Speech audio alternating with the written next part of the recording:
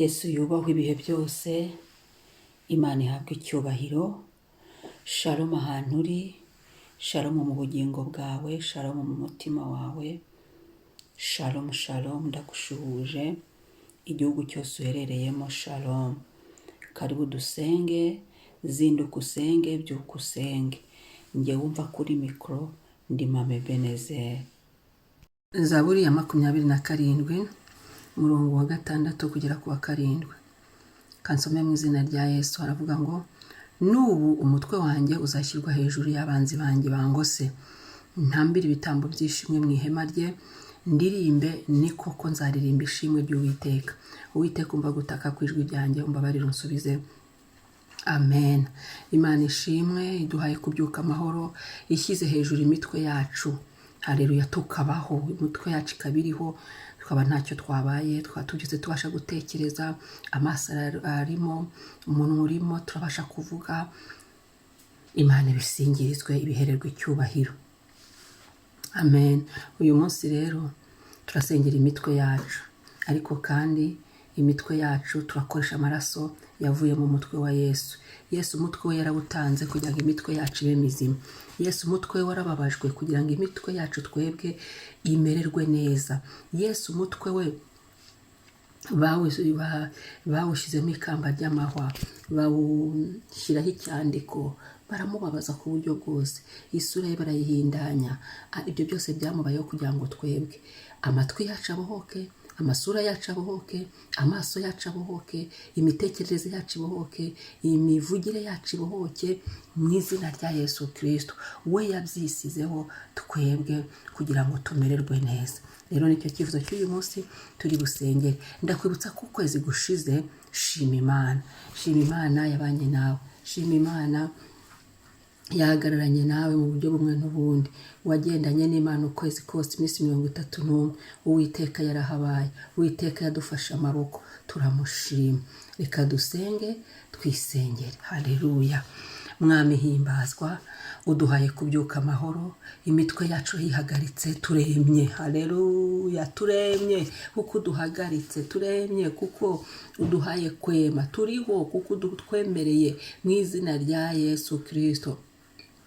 Mu buntu bw'igorogota turagushimira Yesu. Shyize hejuru icyubahiro cyawe, shyize hejuru izina ryawe Mwami, shyize hejuru gukora kwawe, shyize hejuru imbabazi zawe, shyize hejuru urukundo rwawe watugiriye. Ngo shyize hejuru Umwami w'abami, ngo shyize hejuru igitare cy'amahanga, ngo shyize hejuru umwungeri w'intama, ngo shyize hejuru inshuti nziza, ngo shyize hejuru uyu mwanya iki gitondo.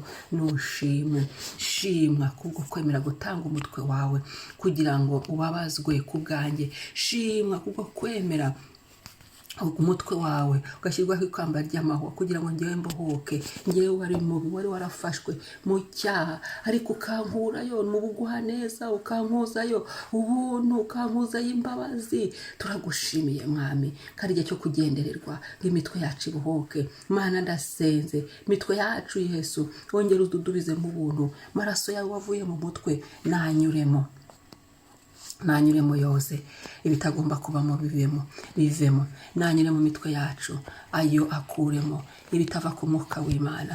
Nakuremo ibyo twari twikoreye, byarushyaga imitwe yacu, byarushyaga imitekerereze yacu, byarushyaga imyumvire yacu, byarushyaga imikorere yacu, byarushyaga ingingo zigize umutwe wacu.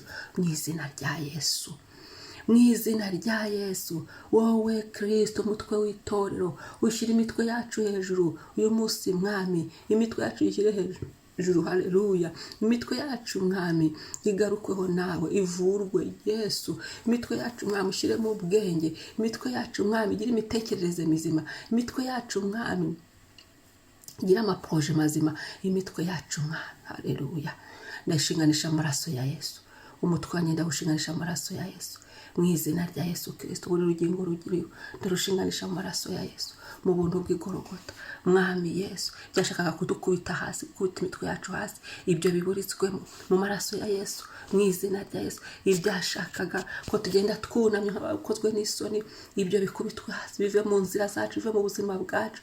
Mu izina rya Yesu, ahubwo rata Yesu, kubw'amaraso yawe imitwe yacu yigishyire hejuru. Aho twari dukozwe n'isoni utugirire neza, aho twari turushye dusubizemo imbaraga, aho byari biducanze ubicangure. Maraso ya Yesu atuvugire, maraso Yesu aduheshe icyo dukeneye, maraso Yesu atunyuremo. Ibyaha byari biri ku mitwe yacu ibyo byose bihanagurwe mu maraso yawe Mwami. Uyu munsi ndagushimiye, warakoze kubana natwe ukwezi kose Mwami. Haleluya, ntacyo tugushinja Mwami, wagize neza Kristo. Imirimo yawe iragaragara, kuba turiho ni kubwawe. Uyu munsi utwongeye n'ubihimbarizwe. Wa munsi we ndagufatanya n'ubuntu bw'igorogota kubw'amaraso Yesu yavuye mu mutwe. Uyu munsi tugirirwe neza nawe Mwami. Uyu munsi ubuntu watuzaniye butugereho. Uyu munsi utsinda ibyadutsindaga. Uwiteka, umva gusenga kwacu, utubabarire udusubize. Umva gusenga ko mama, umubabarire umusubize. Umva gusenga ko mupapa, umubabarire umusubize. Umva gusenga Mwami mu izina rya Yesu. Haleluya, haleluya. Protection yawe Mwami, amaraso Yesu arinda ibitekerezo byacu. Amaraso Yesu agote, atugote mu mwuka wacu mu izina rya Yesu. Amazina yacu ndayinika mu maraso yawe Yesu mu izina rya Yesu. Erega umutwe ujyana n'izina ry'umuntu, umutwe tutawubonye ntitumenya ngo ninde. Amazina yacu turayasengeye mu izina rya Yesu. Abaturwe n'amaraso Yesu yavuye mu mutwe.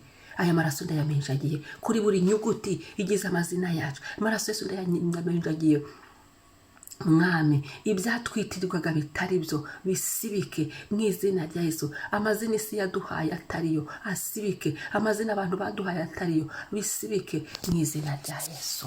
Asante Yesu, ndagukunda Yesu, urakoze kubw'ubuntu tugiriye. Uyu munsi uganze, uhira amaboko yacu, uhira imirimo y'amaboko yacu, uhira ibitekerezo byacu, udukorera ibiruta cyane ibyo tugusabye. Urakoze Mukiza kubw'imbabazi tugiriye n'ubuntu. Amen, amen.